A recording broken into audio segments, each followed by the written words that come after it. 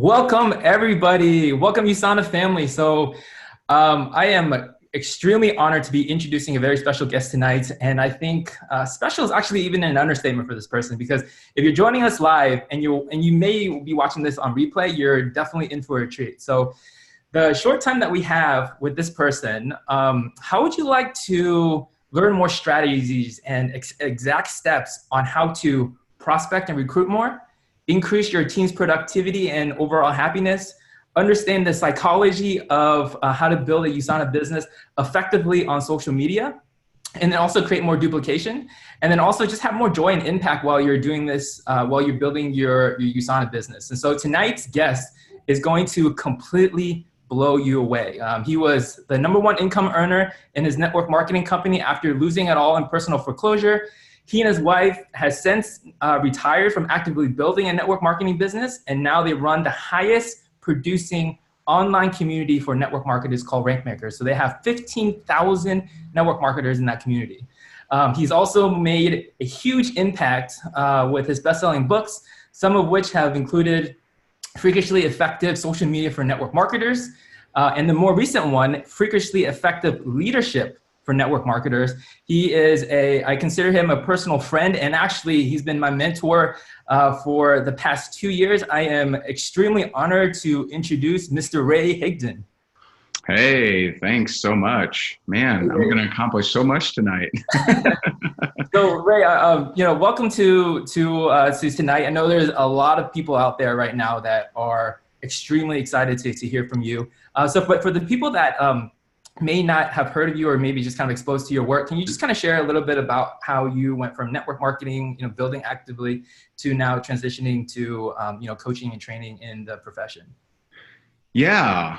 And thank you. Thanks for that very nice introduction. And it's awesome to be here. I'm really excited. And so this will be great. So I think it probably makes sense to go back a little bit before that. And so I'm someone that I had worked my way up in the corporate world to a pretty good paying salary. I think most people would say it was a decent salary, but I noticed a couple things. The harder I work, the more they would pay me. So that was nice, but the more they would demand of me. And so I found myself missing, school plays. I found myself having to change family vacations at the last minute, and just missing out on a lot of the things that were important to me. I looked at my boss and his boss and her boss, and they were all making more money than me, but they're also more miserable. And so that was my future, and I really didn't like that idea. And so I had some friends from high school that had gotten into real estate here in the state of Florida.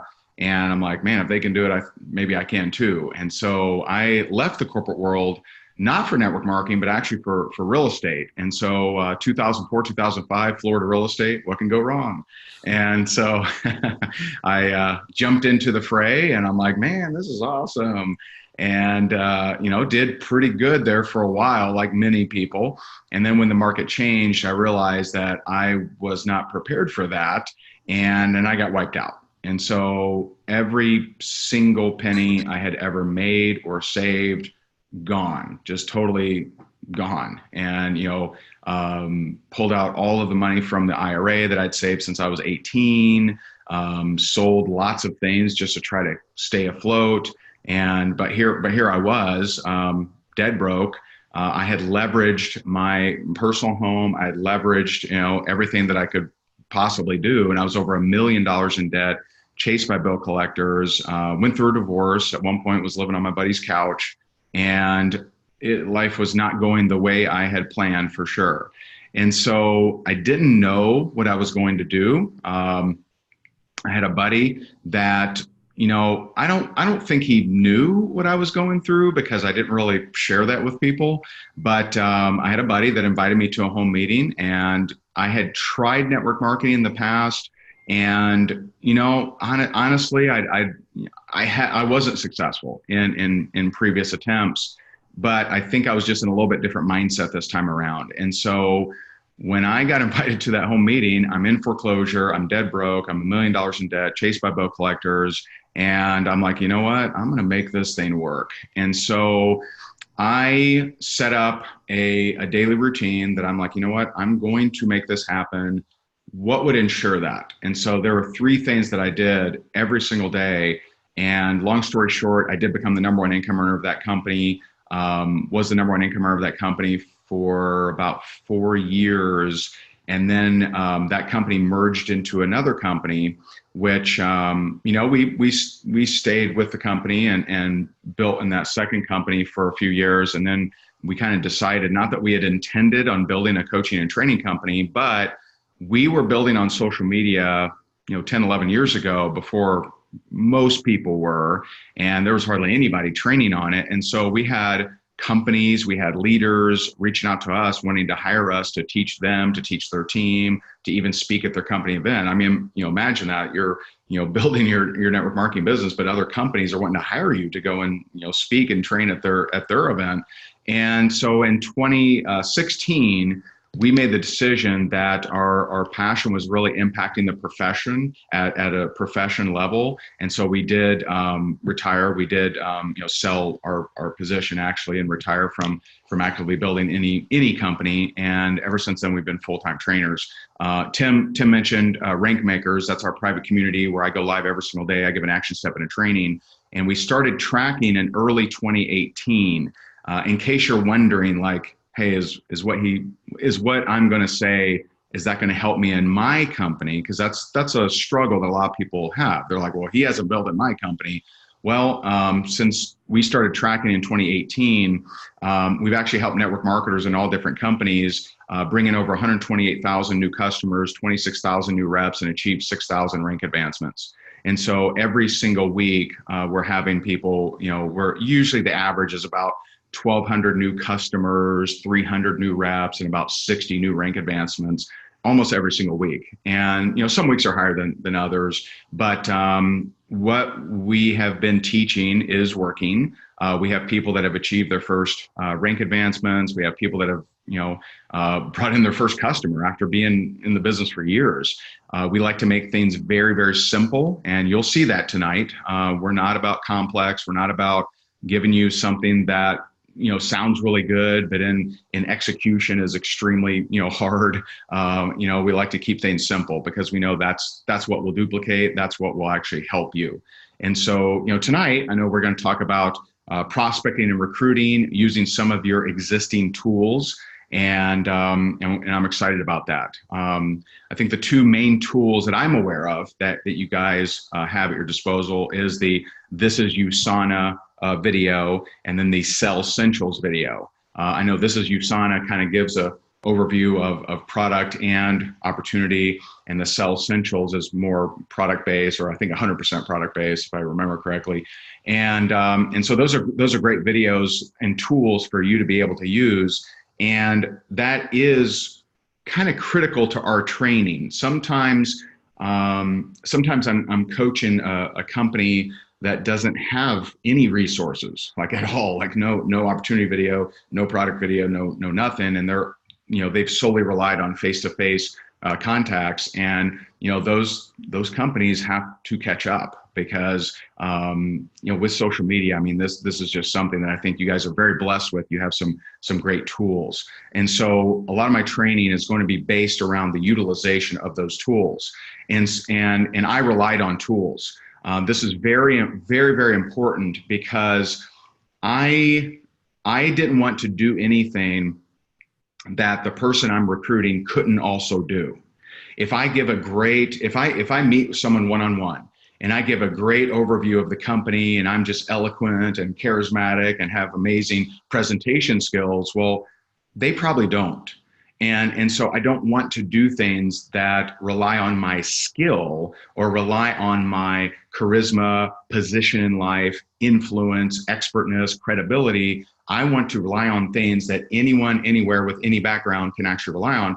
And that's the benefit of utilizing tools. And so you'll hear me talk a lot about using your tools because you have them. One of the things that will come out of tonight's training is a lot of people focus on the wrong things, and they focus on how do I make my tool different than what it is. And so I was sharing with some of the guys on here earlier. Some of you, you may see this is USANA, I believe it's around 14 minutes, and say, maybe you think that that's too long of a video, or maybe you think it's too short of a video. I recruited hundreds and hundreds and hundreds of people using an hour video, and not that I recommend that or it has to be an hour. But I've recruited a lot of people on social media, people I knew, people I didn't know, using varying lengths of videos. And so I definitely do not think that 14 minutes is too long in any way, shape, or form.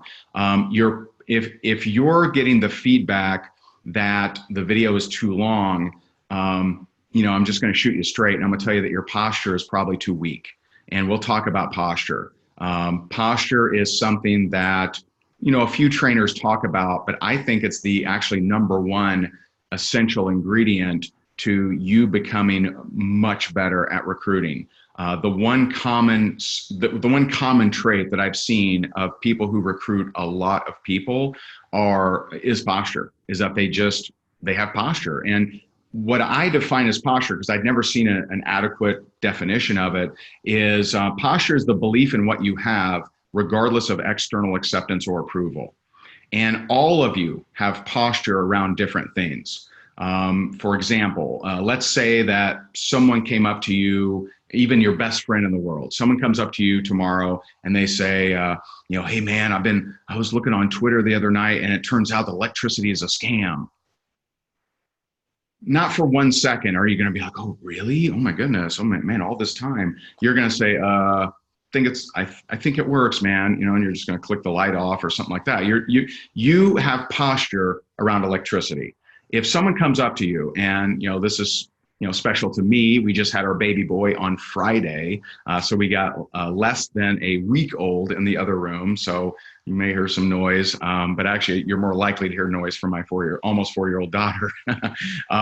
And so it's, if someone comes up to you and says, hey, your baby's ugly. Like, how do you go into convince mode? Do you say, no, look at their ears and look at this and look at that? No, you're like, get the hell out of here, right? You're not for a second, do you crumble or like, what do I say here, right? Because you're postured. And if someone doesn't like the looks of your kid, then you don't like them. If they're willing to voice that, then it's like, get out of here, man. I don't want to hang with you. And so you're postured around that too. I'm postured around network marketing. So if someone says to me, oh, those things don't work, I say, hey, it may not be a fit for you. I'm not trying to convince them. I'm not trying to, give them all this time and try to turn them around. I mean, if I'm wanting to turn them around, I'm wanting to turn them around so that they go away. I'm not trying to convince them. And convincing is one of the most exhausting exercises you will ever participate in. I suggest against convincing because not only does it typically not work, but it's exhausting. I mean, I feel if I have to convince someone of something, I feel like I got to take a shower. I just feel grimy and I feel exhausted and just like tired. I don't want to convince anyone of anything. If someone's open to taking a look, awesome. If they're not, that's okay too. And my story, I mentioned that there were 3 things that I did every single day. The first thing was I had read a book called Go for No. And, in that book, it just explains how to get over your fear of rejection and your reaction to rejection. I see network marketers, entrepreneurs all day long that they get some nasty gram or they get some hater or troll or someone that's negative to them and they just crumble like a cracker.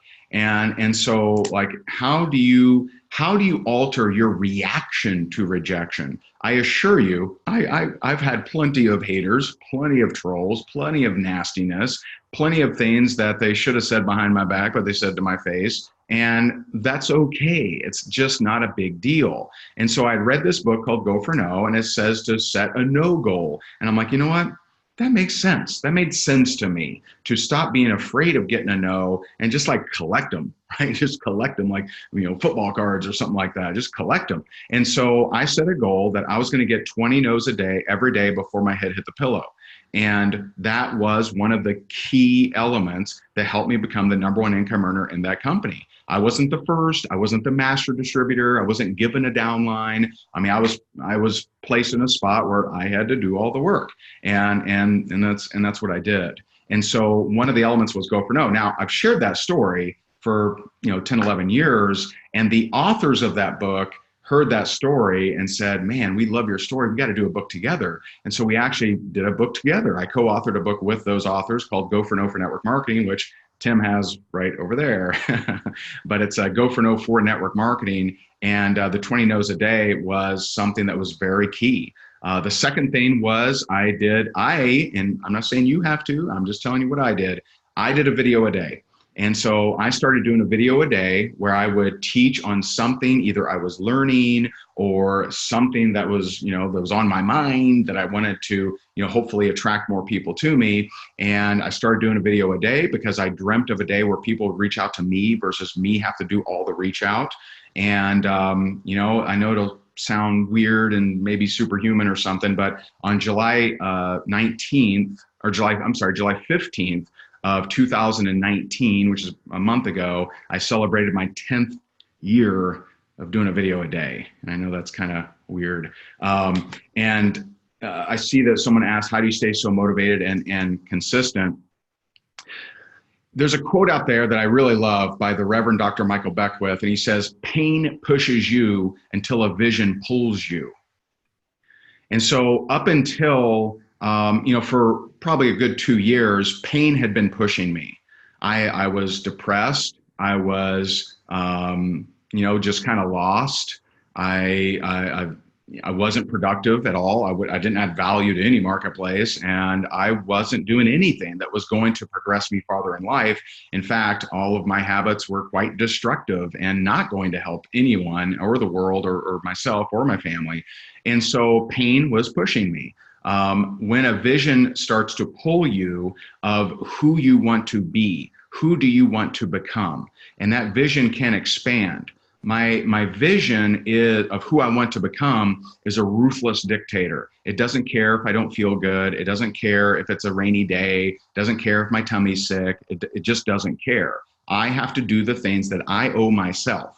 And there's something I talked about this morning in Rankmakers is if you want to be your own boss, be an actual boss. I report to myself. I owe myself 200 push-ups every day. I owe myself 2.5 miles running. I owe myself doing my video inside of Rankmakers. I owe myself to do the communication things that we do to help spread the word and impact more people. I owe those things. And my boss doesn't care if I don't feel like it. That's not even part of the equation, right? It's not on the checklist. Did you feel like it? That's not even there. Doesn't care. Who cares? And so if you lack consistency, you lack a vision of who you want to become, because when you create that vision of who you want to become, you cannot be stopped.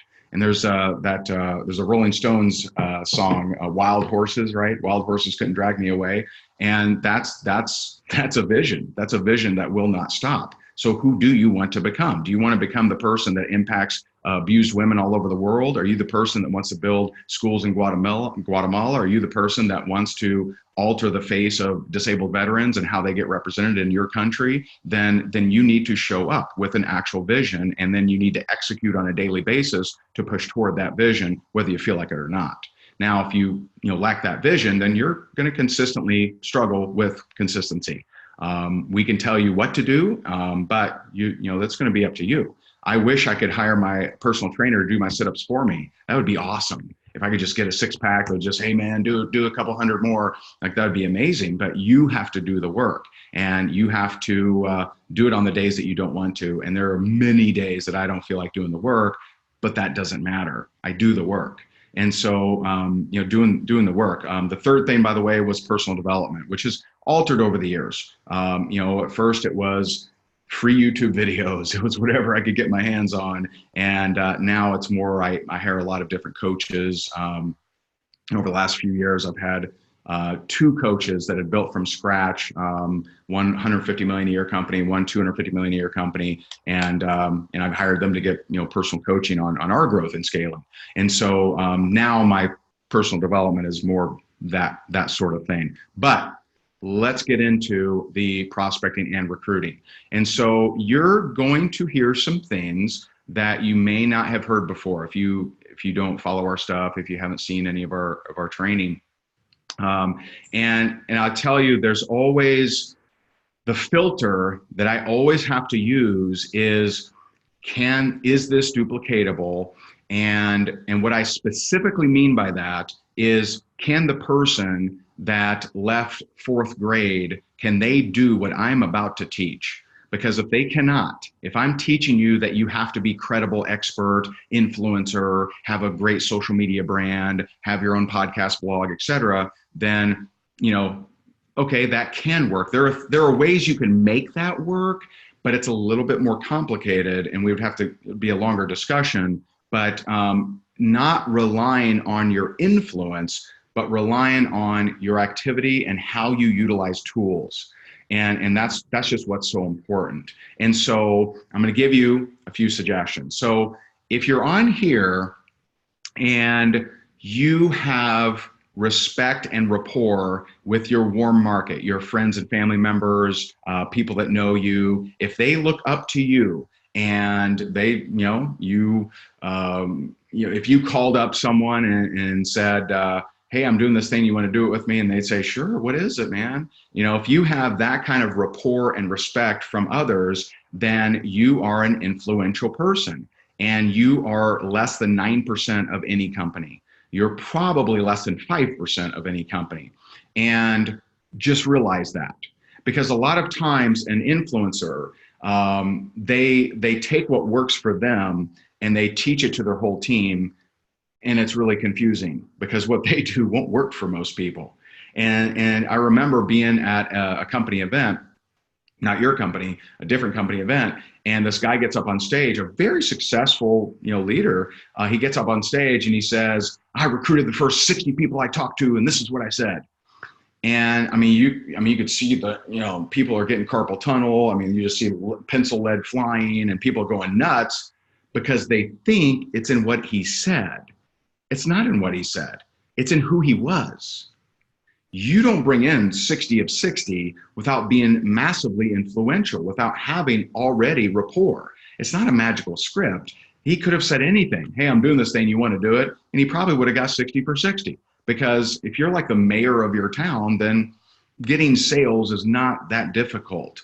But how does that apply to the person who doesn't have influence? It doesn't. And that's where we get into what we call differentiation, understanding that people are at different areas of their life and have different relationships. We do not train for, hey, this will work if you're an influencer, because that's only a small percentage of any company or any organization. We teach things that anyone, anywhere could use with any background. And so if you are influential, then pretty much anything will work. My advice to you is don't prejudge. Don't prejudge, because you have people that that you think are too, high net worth or too cool for school, or they don't want to do your deal because they're above such things. And I'm going to tell you, you're wrong, because the people that are of high net worth and the people that you think may be too good, too cool for school, they often understand residual income and they like it, but they also know that there's a cost to create residual income. You either have to buy an apartment complex, or you have to have a large amount of money in the bank, or you have to buy laundromats or ATM machines, or things like that have a very high risk, high overhead. Well, you don't have those things in network marketing. We call network marketing the lowest risk, lowest overhead way for the average ordinary person to start a business. And so my advice would be, just don't prejudge. And I'll give you a couple examples. We had a guy in our team. I don't know exactly, but my guess would be probably worth about $100 million. He is one of the most respected orthopedic surgeons in the country. all over, every magazine has had him featured, and he's, he's the dude. Well, he liked the idea of residual income because he ain't having to cut anyone. He's not having to go report in and do the surgery, right? Because a lot of times people, they think of active income like, oh, that's the cashier, the waitress, the stewardess, or flight attendant or whatever. Well, it's also lawyers. It's also judges. It's also surgeons. It's doctors. It's it's attorneys. They're punching the clock too. They're trading dollars for hours too. Most of them, unless it's in investments, they would respect residual income as well. And so if you're an influencer, I would suggest just don't prejudge. Don't prejudge. Ask everyone. And there's two components of any kind of ask. And I'm going to give you a few different scenarios here, but there's two components of any kind of ask. And the ask is, one, see if they are open, and two, give them an out.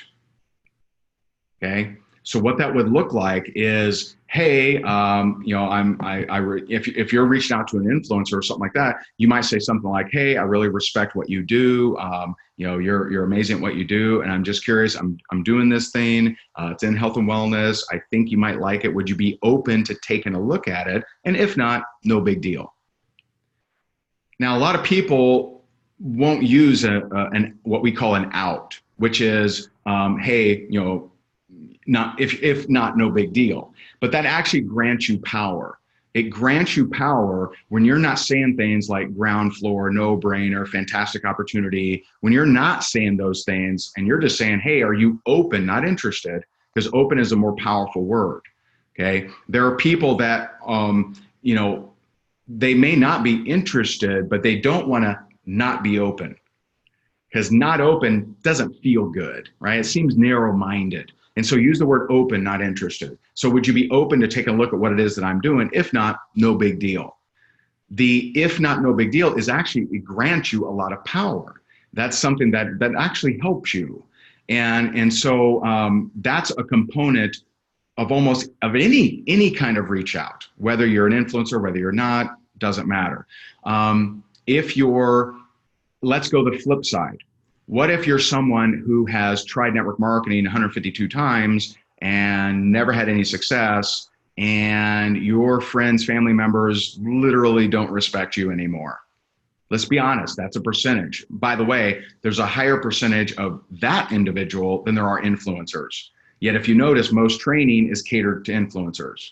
There's actually more. You would actually duplicate faster if you taught that crowd because there's more of them. There's probably about 20% in any organization, barring something different or weird, but probably about 20% they have what I would call a burnt market, right? It's not warm anymore. It's just like burnt. And so how you know that you have a burnt market is they're immune to your money message. So you could go to them and say, hey, if you hand me that $5 bill in your hand, I'll hand you this 20. And they'll say, no, I'm good. No, thanks, bro. Right? They do not believe anything that you have to say when it comes to making money or anything about money. And so it's not enough for you just to lead with the product, because if they've seen you do a whole bunch of these different opportunities, then they're going to think, oh, this is just a ruse to try to get me in the business. That's what they're trying to do. They're trying to get me exposed to the product, and then I'll make them some money, right? That's how they're thinking, because they're cynical, they're skeptical because of your past efforts. Okay? And this is warm market, people that know you. And so with burnt market, people that, they just don't believe you. They don't think you're ever going to make it. You just can't approach them with money. You have to deflect the business. And so what that would look like as far as an approach would be, you would say, hey, I'm doing this thing and I know it's not a fit for you. I know it absolutely is not the kind of business that you would ever do at all, but I think you might actually like the product. And here's why. And maybe you share a testimonial, brief, or maybe you share, hey, it helps with blank, blank, blank, right? And you just focus on the product in your words, Now, if I'm doing that approach, I personally, even though I'm saying product, I would want to send them the This is USANA video, because I've had a lot of people that we've trained over the years that I've taught that right there. And they've told me, Ray, you don't understand. My people will never buy anything. I'm like, okay, go to them with this approach. I have never had someone go to at least 20 people that they would swear on a stack of Bibles would never buy anything and not get at least one customer. Okay, now that's a pretty bold little guarantee there. And so, but this is the exact way. They would say, hey, I'm doing this thing. I know it's not a fit for you. I know it's not your kind of business. Now, they haven't heard that language. So to them, it's like, this is a little different. It's not no brainer. It's not ground floor. It's not a fantastic opportunity. It's not, I'm not going to kill it, make 10,000 a month in no time, right? It's none of those things. It's something I shouldn't do, right? And so it messes with them a little bit. It gets them a little curious, and they're more likely to be contrarian to whatever you suggest. So if you say, hey, make sure you take the left, they're going to purposely turn right. And so when you say, I know this isn't a fit for you, it's a little different, but I think you may like the product. This video does a good job of explaining if this would be a fit for you or not, as far as the product, because I think you might actually like the product. Now, what's cool about this is I would want to use a video in that scenario that did talk a little bit about the business just to see. And I've had people come back to me. I've had our students report back in and say, people came back to them and said, hey, I'm a little confused. Why wouldn't I do this as a business? And that's where you got to kind of put on your acting face, and you're like, oh, geez, I never thought about that. I just assumed, but I guess you could, right? And so what happened there is you got a set of curious eyes to look at that video. And if there's something in their life that they're trying to solve, well, you're a problem solver. And that's another concept that you need to really get is you're the prize, not them. They're not the prize. And what I mean by that is there's a lot of people out there that they have problems, but no solutions. That used to be me. I mean, I was in a corporate job, working, making decent money, but I wanted to spend more time with my kids and make more money. And that wasn't in the org chart. I couldn't go to HR and ask for, hey, can I make more money, but show up here less? That wasn't a possibility. So I had problems, no solutions. And you need to understand that as a network marketer, you have solutions. Now, some people may not apply the solution. They may not run with a solution, but it is a solution. It is something that could help someone with time freedom, with their health and wellness. A lot of people are struggling with that, obviously. And so this is something that could really help people, and you have to see it that way. And so that would be the burnt market approach. And when it comes to, and if you feel that your friends and family members just have zero interest in anything that you do, then you're probably going to want to learn cold market. And cold market are strangers, people that you do not know. And this is something that, some people are, really nervy-nelly about this. And they're just like, ooh, cold market. Well, here's the problem. Especially influencers, you need to listen to this part. So maybe you're on here and you have never had to talk to a stranger. Just because you got rapport with people, they see you coming, they're like, Norm, right? Like, so, you're shucking and jiving with people. People like you, you got rapport, they respect you, they look up to you, they join your team, no problem. Well, you're going to have a percentage of your team not have that ability and not have that. So if you go to people with a burnt market and say, hey, you can only do warm market, don't you dare do cold, then you're going to have people leave that might have stayed had you opened it up a little bit. And so here we'll talk about cold market. So I want to stress that using these kind of strategies is how my wife at the age of 21 built a $10,000 a month income 100% from Facebook. Strangers. Her friends did not, they wanted to party. They wanted shots and they wanted to party. They didn't want to do any kind of business. Why would we do that? They wanted to party. She wanted to build a business. So she recruited financial planners. She recruited realtors. She recruited people in insurance. She recruited a lot of professionals using these kind of cold market strategies, as did I. I recruited a lot of internet marketers. I recruited a lot of real estate investors, a lot of speakers, a lot of authors. And so it's something that we have a real passion for this because your cold market is unlimited. There's an unlimited number. Now, this does not mean that I'm saying don't reach out to warm market. I'm saying it's an option. And it's just like, some people prefer to do home meetings. Home meetings still work. they never stopped working. They're an option. They're not the only way. I have people that built humongous organizations 100% through face-to-face or home meetings, but I also have a whole bunch of people that built all behind their keyboard. And so both are options. I'm not saying one's bad, one's good. They're just, you got a lot more options than you did decades and decades and decades ago. And so one of the problems that has crept up over the years is the confusion of how to reach out to people on social media that you don't know. And there's and I've kind of broken this down because I when I have something that works and is simple, I try to break it. And I'm like, what's the flaw in this? Like, when won't this work? And so we just created a way that is ridiculously simple and it works. But there are some limitations, and I'll share those with you. So most people will tell you, people got to know, like, and trust you. They'll tell you that you got to build rapport.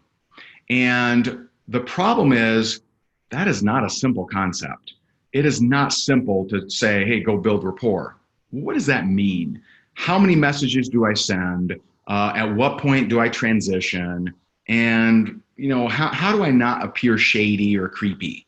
And ask yourself, regardless of whatever you've heard in the past or whatever you've been trained on, ask yourself this question.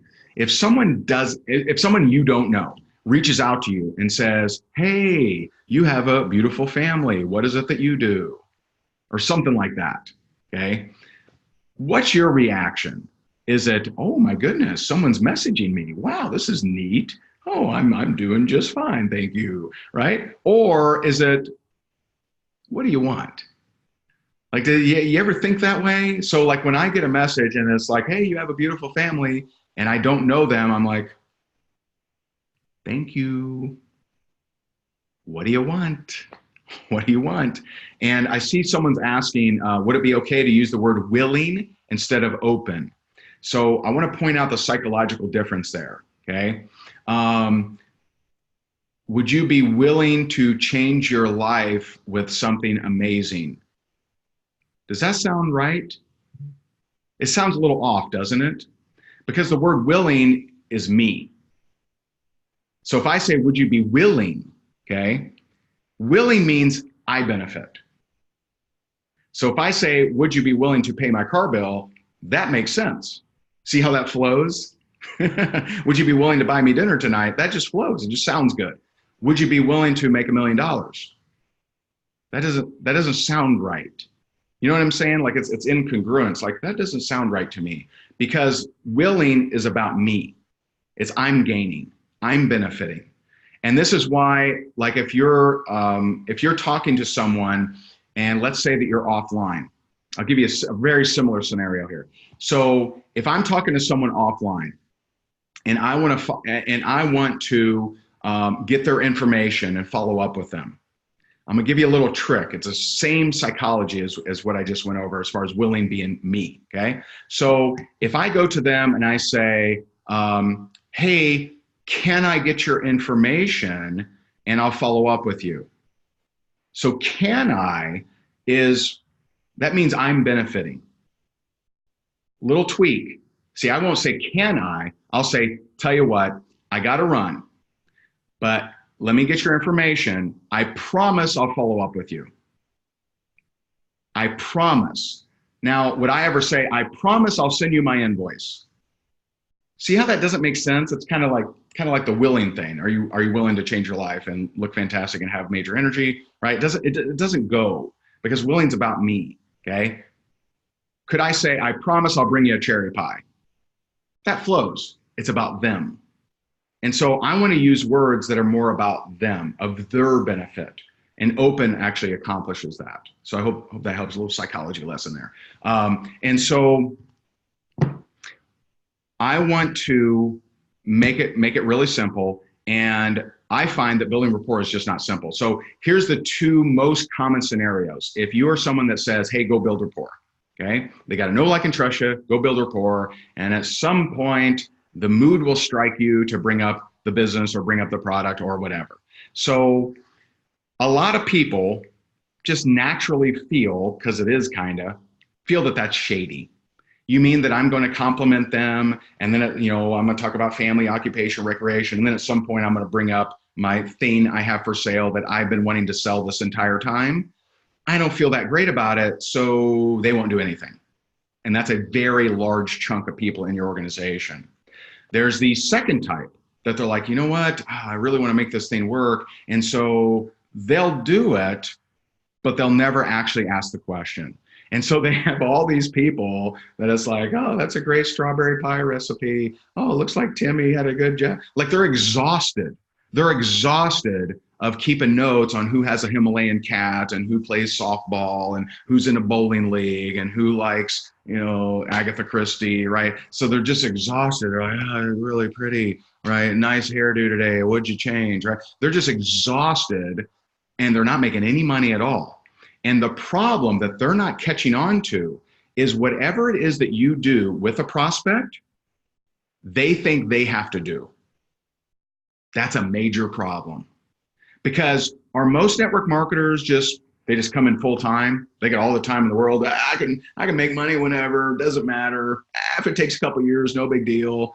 No, most network marketers are extremely part-time and they don't have forever to make money. So we need a way to get to the point sooner without it being so complex, without it being so sophisticated and difficult. And I say all of this, but I also say if you're someone that you are successfully building rapport and making sales and getting recruits, definitely do that. Do not stop. Keep doing it. I don't care if you use our method or not. I want you to produce because I know that you guys have amazing products. I know that you have an amazing company, an amazing organization, amazing culture. I know that you would impact more people if they were only in your organization. So I am addicted to your production. I want you to crush it. And if you do that through building rapport, through a different method, fantastic, not a big deal.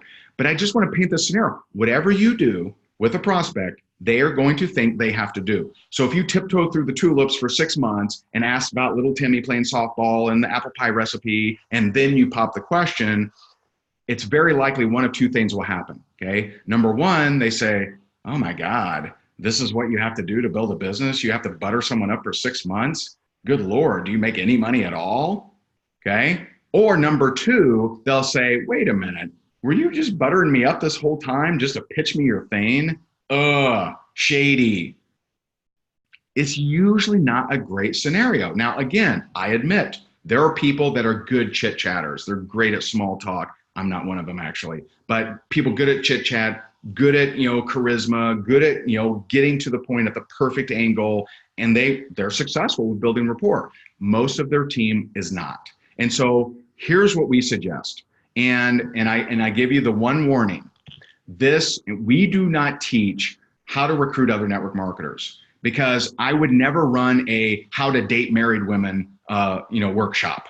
That's not me. I don't like it. I don't like when trainers teach network marketers, here's how you go and get, those other network marketers from that company over there. I'm not a fan of that. I think that this profession is an amazing profession that can impact more lives than possibly any other profession. But if we are cannibalistic, if we just eat each other, if we just bash each other, if we're just, how do I steal the next person from the last person? And if you live by the sword, you're going to die by the sword. And so, it's funny to me when I see people that I know engage in this stuff and then they cry because someone, stole some of their team. It's like, well, didn't you just do that? Like, that's like how you operate, isn't it?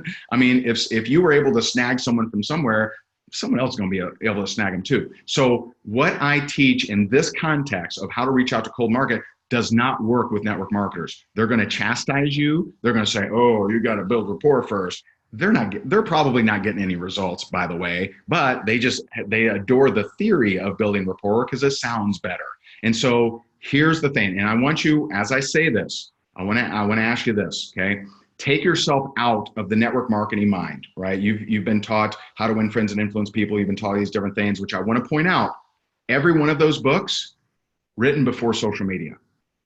Okay. If I'm at a cocktail party and I ask, hey, what is it that you do? That's quite natural. It's quite natural because they're there, I'm there. We can have a conversation. We can chit chat. We can have small talk. I can build rapport with them. They're right there.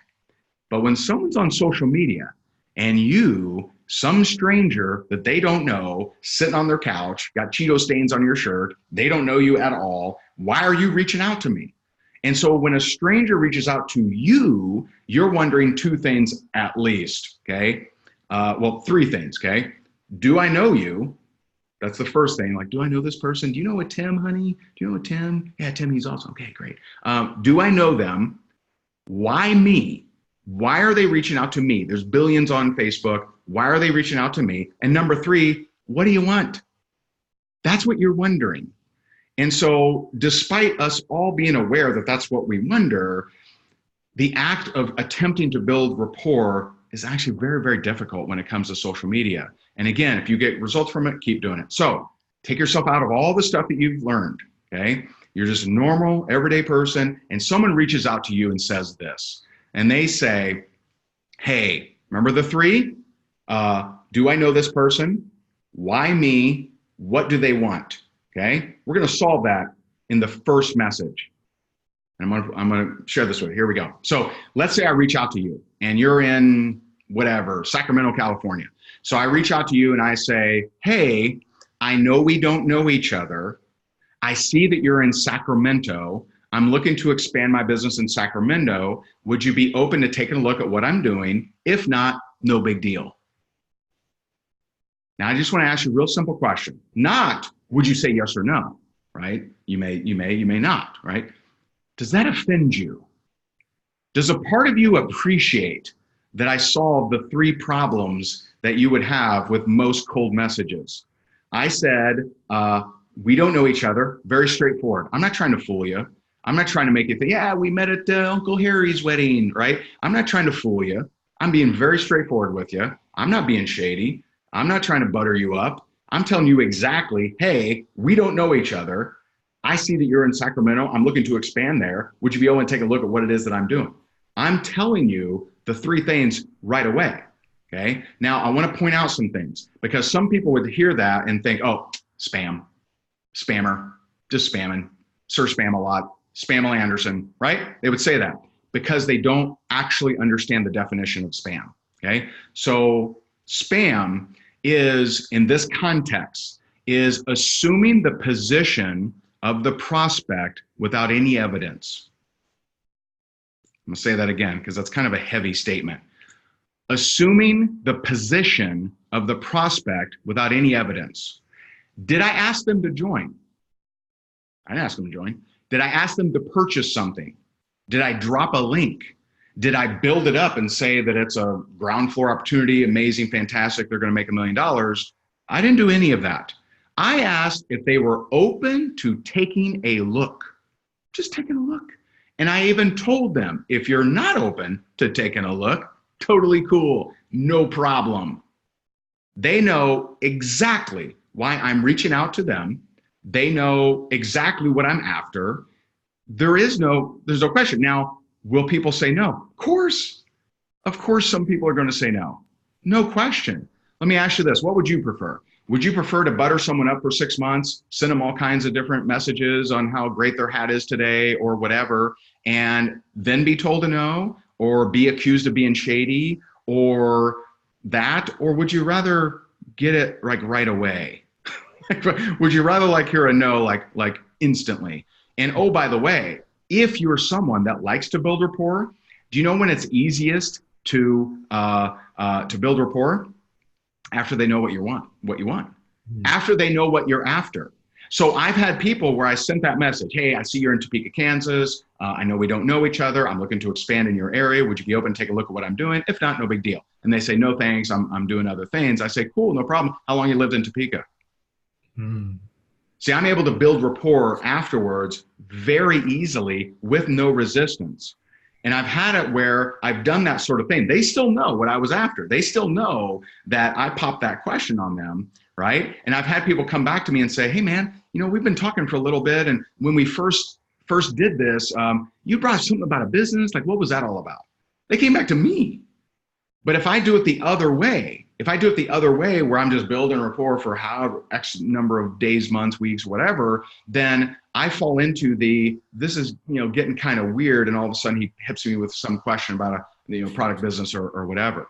And so Hey, Ray, again, I want to say, oh, go ahead, Tim. sorry, I don't want to interject, but Robin Thomas actually brought up a really good point. And she asks, is there kind of like a happy median in between where, like, because she kind of mentioned that she had an experience where somebody asked her if she was open to like another business opportunity on LinkedIn.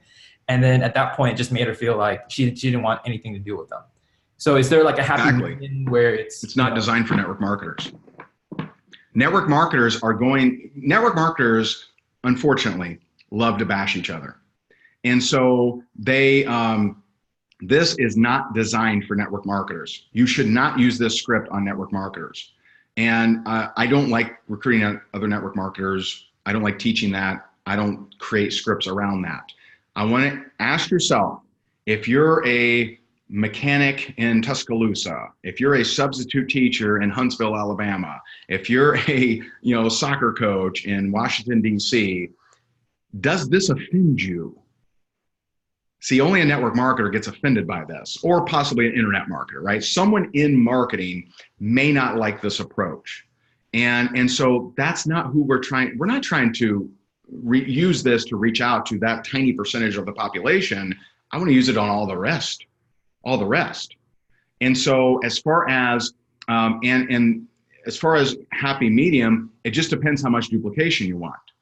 And so if I want my entire team to have a simple process no matter what, then I teach them this. I tell them if they'd like to build rapport, go for it, right? If you have a way that's working, great for you, then go for it.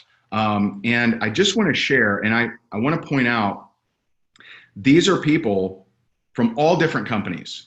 This is not from a company training. This is not from anything. I just want to really, really quickly point out some things. So, and I won't say their full name here, but I took some screenshots. This was from 2 days ago. So 2 days ago, there was like a thread in RankMakers of people saying how much results they're getting from the script. So Patrick says, Ray Higdon's scripts are great. I use them on different social media platforms to become the #1 recruiter in my company. I posted that one. That's actually on my profile. John, he says, before I joined RankMakers, I was being told by the leaders in my company how important it was to build rapport when building a team. I struggled with this approach big time. My first day in RankMakers, I watched the training on how to do basically this, and a huge eye-opener. I've taken what I've learned from that training, and I've managed to 10x my customer base and triple my team size. Holly, in the past, I'd spend months trying to build rapport to muster up the courage to ask, are you open? With Ray's suggestions, I now reach out to more people more often. I had 2 cold contacts just this week via LinkedIn. Someone mentioned LinkedIn. Tell me how refreshing my approach was and that they want to check out what they have. Before, nothing but crickets. And so I won't go on because we don't have enough time, but we have taken people that have been so frustrated with the rapport building scenario that are actually, one, doing stuff, right? Which that's a major win, but actually getting results. But it will not work for people in network marketing, which I personally think is kind of a win. It will teach you to avoid them, because as soon as you're chastised, look at their profile, network marketer, because regulars don't do that. They don't like, what are they offended by? Are they offended that you said it's okay if they don't want to take a look? Like, what exactly is offensive about it? But only a network marketer, because they've been trained in other ways and they think that way is inferior, although that way has gotten a lot of people some results. And so that would be my response to that. And so one question was, hey, how do you, are you friend requesting them? I'm not friend requesting them, okay? And I know that the immediate reaction to that one is, well, then how are they gonna see your message? So how I've done that, and by the way, I see messages every single day from non-friends, every day. I see the little folder, little ding, thing pops up. But how I manage that is, if I send a message to a non-friend, first of all, I don't know if I want to be their friend. And second of all, I think it's kind of shady.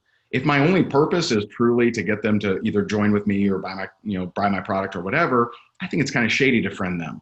because they may take that as a very different energy than, oh, this person wants to prospect me, right? I just think it's a little shady. The only reason you're doing that is to increase your chances of them seeing your message, which is kind of selfish and shady in my opinion. So I would drop a comment on one of their, hey, I sent you a little message, we're not friends, I'm not sure if you'll see it or not, appreciate you. I'll say something like that on one of their, either their profile picture or one of the things that they've posted, just to give them a heads up, which will increase their chances of them taking a look at it. It will never be 100%, but 100% will never respond to you, no matter what you say. There are people that just aren't that active on social media, or they don't see any of their messages. So no one's going to respond 100% there.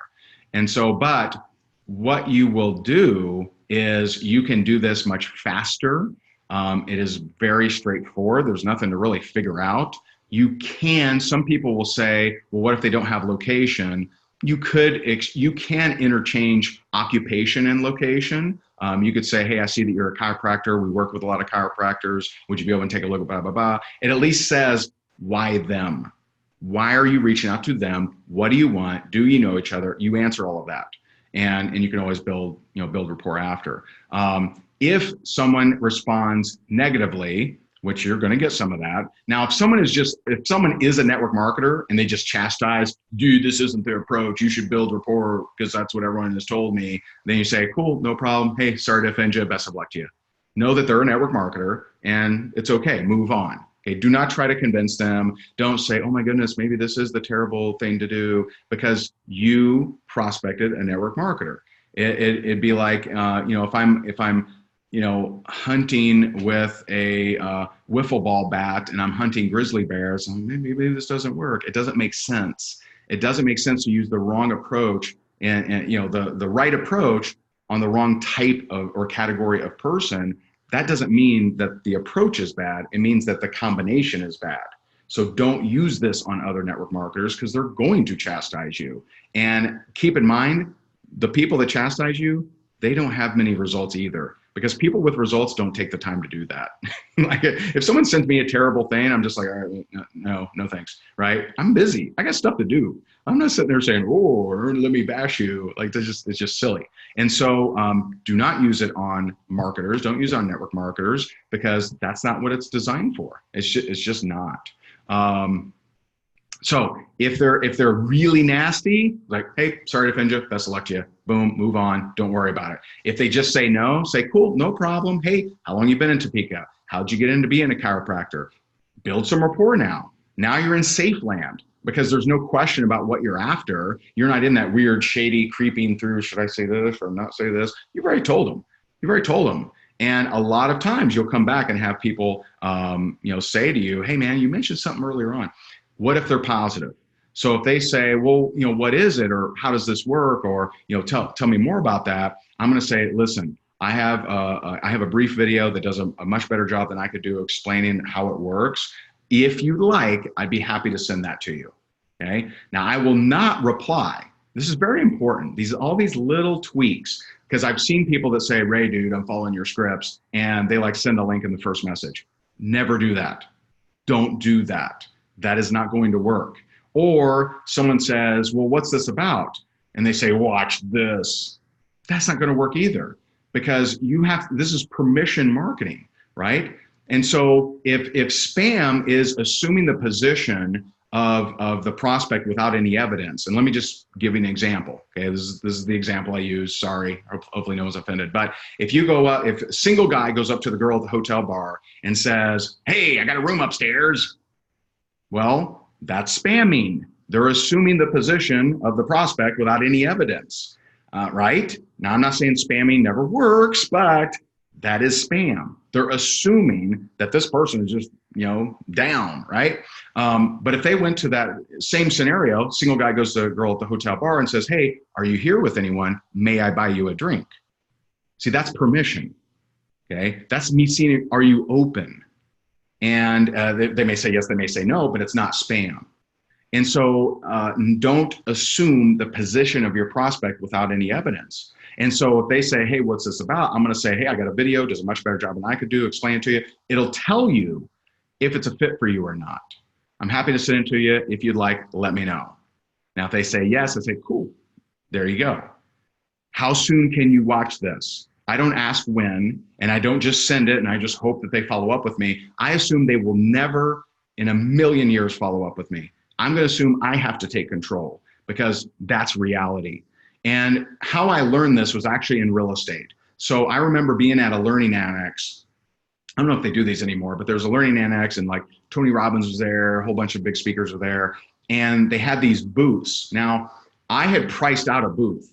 And a booth at the Learning Annex during that time when real estate was really hot, $5,000, you would get a booth like this and you could barely turn, your shoulders would rub the side of it. Like it was $5,000 to have a tiny booth.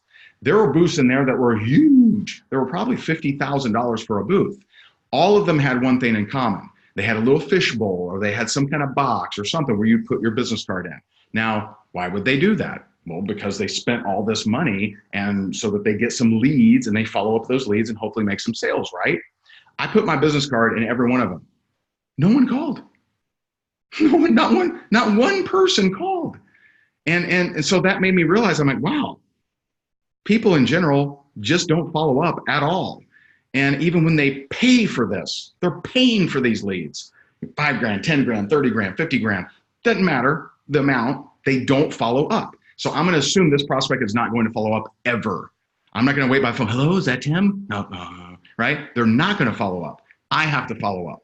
And so when I say, how soon can you watch the video? And they say, oh, I'm pretty busy, but I can watch it at 3:00. I'm like, okay, I'm pretty slammed too, but I'll tell you what, I can reach back out to you 3:35. Will you have watched the video? Okay. I'm going to set a time where I'm going to reach out to them. Now, this is where we enter a different realm, okay? So this is kind of phase 2. So phase 1 is what do we do up until the introduction of that video, okay? Now we're into phase 2. So we have some, the people that said no, they're still phase 1. We'll dink and dunk with them. We can build rapport with them if you want or whatever. Phase 2, we've successfully sent the video, okay? So I'm gonna send them. Now, I will tell you, I prefer to get on the phone. I prefer to, even on social media, I prefer to get on the phone. I think you're going to lose 10 to 20% of your sales if you don't get on the phone. Now, that doesn't mean you can't make sales. There are people that have made lots and lots of sales on social media without getting on the phone, but they still would have made more if they got on the phone. I want to hear their tonality. I want to hear their pauses. I want to hear their size. I want to be able to hear what's going on in their voice, which you think you can through voice message, but you can't. Because voice message is one way. I can record it whenever the hell I want. I can think about it for 20 minutes and and you think it's an immediate reaction. I thought about it. That's different than when it's two-way communication. I can hear, is there a pause? Are they thinking about it? Are they groaning? Are they I can pick up on that information. So I prefer to get on the phone. Best way that I found, because they're not going to call you ever. Is I will say something like this. I'll say, hey, by the way, I'd love to hop on the phone just to make sure, before you move forward, I'd love to hop on the phone with you, make sure this thing's a fit for you. So here's my number. What's yours? So I can put it in my phone just in case you call. Now, what won't happen is them calling. They will never call, ever, the rest of your life. You will never receive that call. But what will I do? But what will they do? They'll send their phone number. Like they're going to call, right? Why? Because that's a smaller commitment.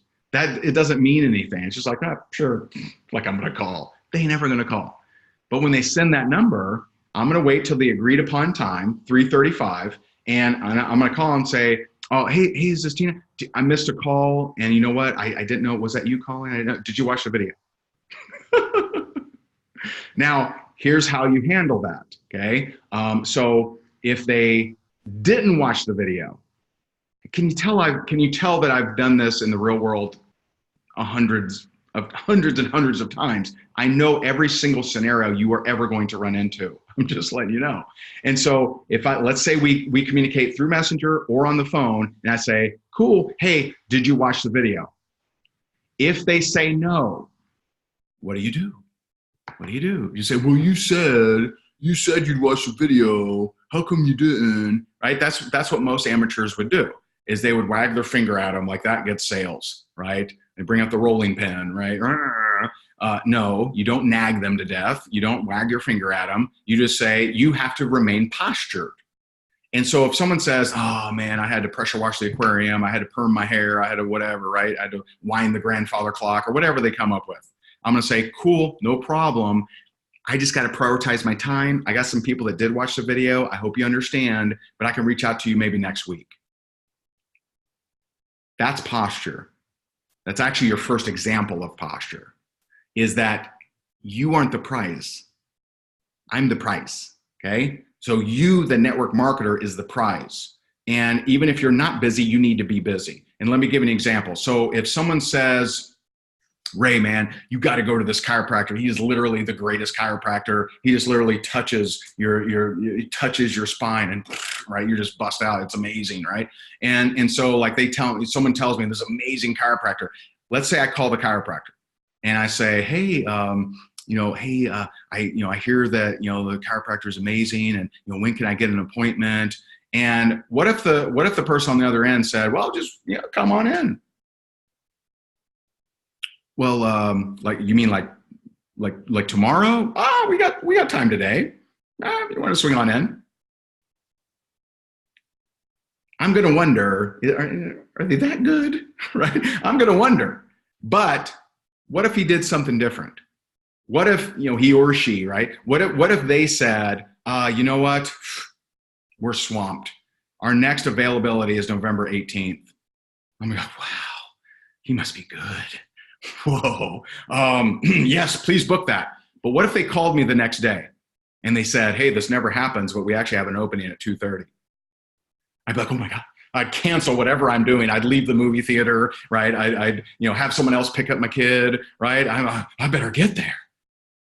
Posture, that's attractive. When people are busy, when they're up to things, that's attractive. Now, amateurs will say things like, well, if you're really busy, then how do they think you're going to have time for them?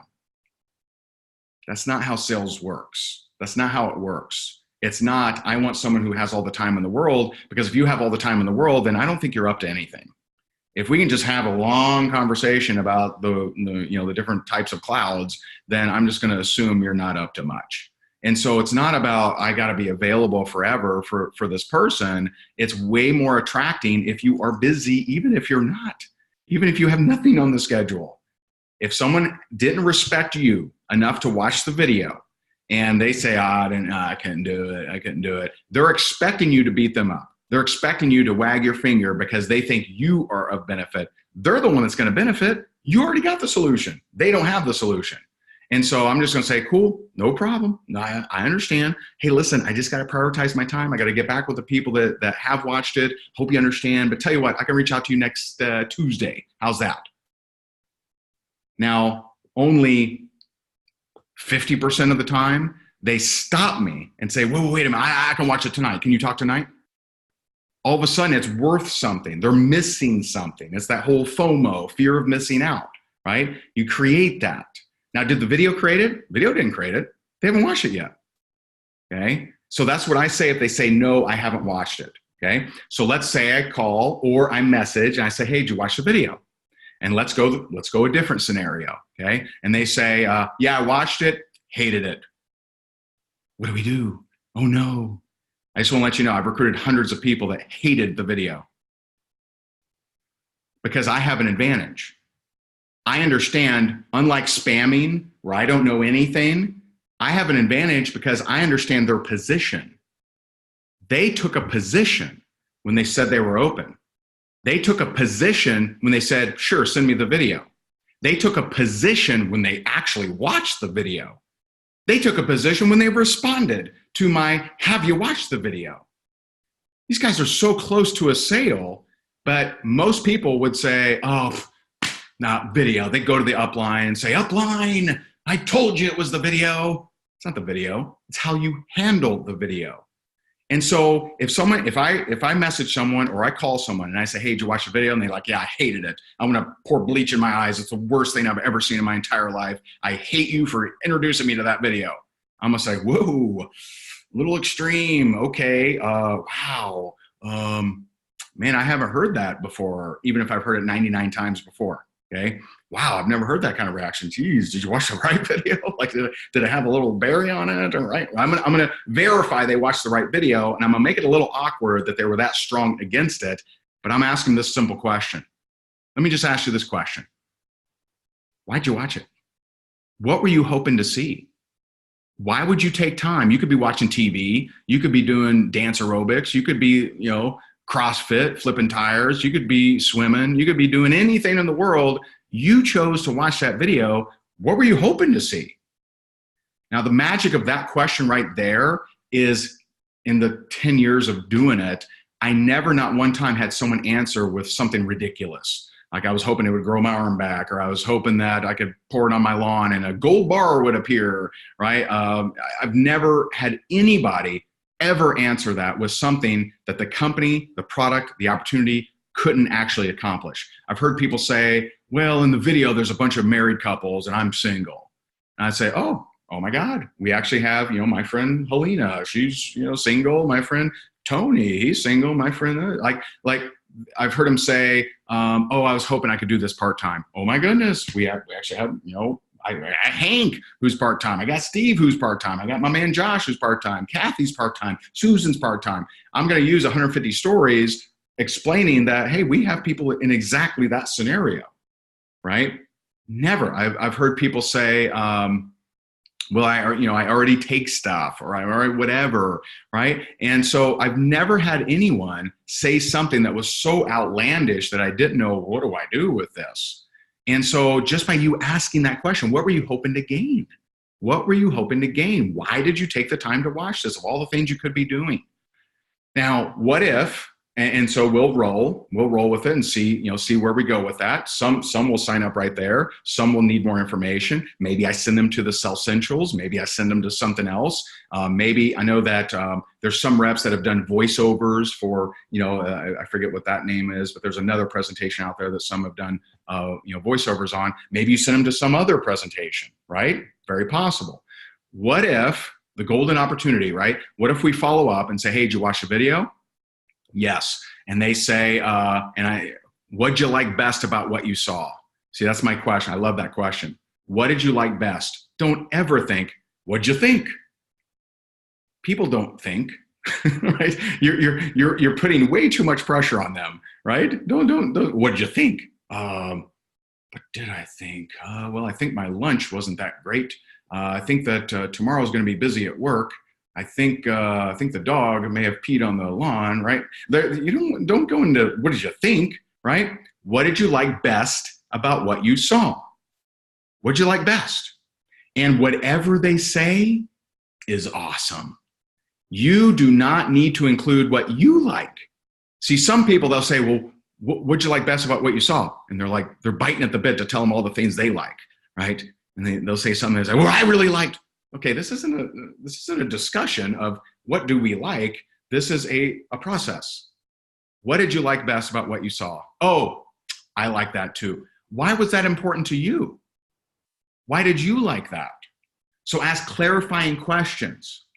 If they're not giving you enough, like if they say something like, well, I like the fact that you can make some extra money. Why is that important to you? See, I want to know that answer. That's a really key answer. And I'll give you a scenario here. So I remember talking to a gentleman and he actually didn't like the video. And so I sent him the video, followed up. I'm like, hey, what'd you like best about the video? He's like, I hated it. I didn't like it at all. I'm like, ooh, geez. Okay. Well, what were you hoping to see? And he said, well, I was hoping that I could find a way to make some extra money. Okay. Again, nothing outlandish, nothing crazy. And so I said, well, why do you need to make some extra money? Like, what would you do with it? He goes, people want extra money. That's not enough of an answer. And so I kept asking him, like, well, what? Entertain me. See, he thinks the deal is done. He thinks that we're done here, right? Because he just said, I didn't like the video. He thinks that's a silver bullet, no way we move forward. He's wrong. And so I said, well, amuse me, entertain me. Why do you want more money? I had to ask him that a couple times. And eventually he said, well, and he sighed. Now, I have never not closed someone who sighed. If I hear a sigh, then that means you're being truthful with me. I got you. Because I know I believe in what I have, and you should believe in what you have. I hear a sigh, you're being honest with me, you're on board. Welcome to the team. And so he's like, well, I got 4 daughters. I'm like, okay, like I don't know where he's going here. And he said, I got 4 daughters and they're teenagers and I've given them everything they've ever wanted their entire life. And I've spoiled them. I've taken care of them. They're my life. They're everything to me. And I'm just so stressed out because I know that in some kind of time, they're going to start getting married and it's on the bride's family to cover the wedding. And I want them to have their dream wedding. I want them to have the princess wedding. I want them to have the amazing show. And there's just no way I can afford 1, let alone 4. See, now I got honesty. And I asked him this question, and it's kind of admittedly an unfair question. But I said, well, if you didn't do this, how would you come up with the extra money? Now, that's an unfair question. This is like a reverse memory jogger. You know what a memory jogger is? So a memory jogger is like, who do you know? If you just ask someone, who do you know? They'll be like, they don't know anybody. But if you say, who do you know that's a baker, a candlestick maker, waitress, realtor, they'll be able to rattle off people all day long because you narrowed it and got more specific, okay? So this is like the reverse of that. And so if I say, hey, if you don't do this right in front of you, right, you got this, let me use a prop here. You got this thing right in front of you. If you don't do this, how will you come up with the money? And I opened up the entire world of opportunities. It'd be like asking, who do you know? You can't. If he knew that, then he would already be doing it. If he knew that, he'd be like, well, I would just, take out of my investments right here, right? He doesn't have that. So what I did is I made him see this as his only solution. And he signed up. Hated the video, but I just asked questions. Why did you watch it? What were you hoping to gain? What were you hoping to see? Why did you take time out of your busy schedule? And then I learned, well, why is that important? Why do you want to make extra money? What would you do with it? And so that is kind of a brief overview of what we teach. And I know I went a little long here, but I'll roll it back to you, Tim. Maybe there's some questions that people have. But at the end of the day, I just want to leave you with this. And then I got time for some questions. But there are people on their hands and knees every single night praying for someone to come into their life and help them.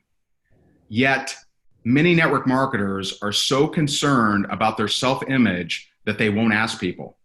You're either concerned about how you look to others, or you're concerned about making a difference and making an impact. You can't, and I just want to point out, you cannot make it to the thankers without going through the haters. I had plenty of haters. Now I have thinkers. You can too. But you got to be willing to face rejection. You got to be willing to look stupid. You got to be willing to ask people that are going to make fun of you or going to tell you that what you're doing is stupid. And I just want to know, I want to let you know, we know that there are people that want to make extra money and need to make extra money. There are 750,000 Uber drivers in the United States. They make an average of $80 to $360 a month. I don't think one of them just says, you know what, I just like driving strangers around. I mean, I just forfeit my check. I just drive people around. Hey, how are you today? Right? Like, no one does that. Everyone, and by the way, you can't be a 6-figure Uber driver. It's not possible. I don't care if you energy drinks all day long. You at some point you got to stop. You got to sleep, right? You can't go and recruit a fleet of college kids and earn a percentage off of what they do in Uber. So you're literally signing up to put strangers in early mornings, late at night. And I'm not bashing Uber, by the way, but we know that there's a lot of people, and just ask yourself, would those people drive an Uber if they were aware that they could sit at home on social media with their family and make $80 to $360 a month? Which do you think they would choose? They would choose being at home with their family. And so let's bring more moms home. Let's bring more dads home. Let's bring more families together. Let's get some more people that are achieving your solutions through your products. And the only way you do that is for you to ask, who's open, and for you to get out there and get into the marketplace. Yeah, definitely for sure. Wow, Ray. Can you guys show Ray some love? I mean, just the amount of time that he's been able to give to us. I mean, it was almost scheduled for 30 minutes, but you went above and beyond. Can you just can everybody just if you're watching live right now, just Appreciate it. and just show him a lot of appreciation. So Ray, I know there's opportunities to connect with you. I have actually one announcement before we get into that, but if Sure. you guys are watching this right now and you are planning to go for Silver Director or you currently are Silver Director, we have a high performance summit that's coming up November 14th to the 17th in Cancun. And this is going to be more of an intimate setting with Ray. So Ray is going to be our keynote speaker there. So you can hang out in Mexico with Ray, ask him questions. I know even in the short amount of time, he's brought enormous value. So you can only imagine the type of things that he's going to bring to that retreat. So if you guys are Silver Directors and above, check out the hub that we have in the back office and then be able to kind of see what the qualification looks like, or call customer service. So Ray, I know, with the time that we have left, maybe we have maybe one or two questions, but Sure. if people are looking to connect with you more, what are some of the ways that they can connect with you?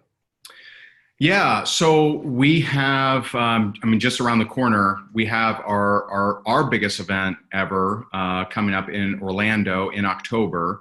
October 3rd through 5th, we have our Rank Makers Live. It's our social media super summit.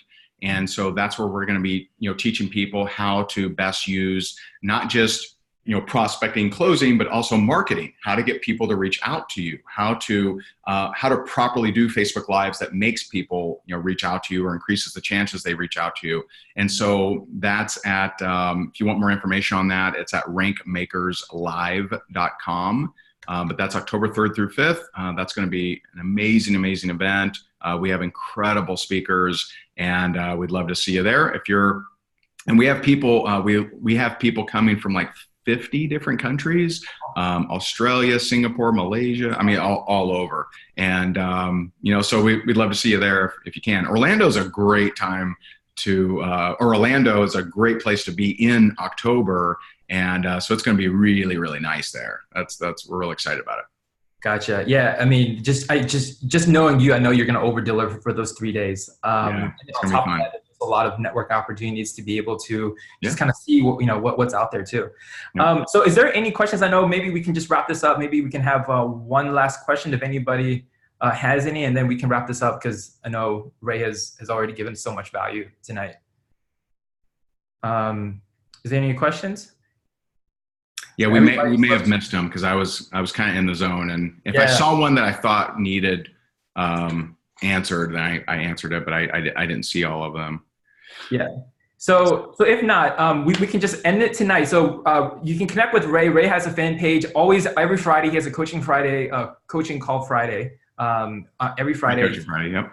Yep, on his fan page. You can connect with him on social media, on Instagram. He always gives him enormous value for free. And then obviously also the Rank Makers Live from October 3rd to the 5th, where I know you're just going to bring, I know you got a lot of people who are big influencers and big, and I guess adds a lot of value in the industry. So with that, appreciate you, Ray. Yep. Thank you so much for your time. And with that, everybody, I hope you guys have a good night.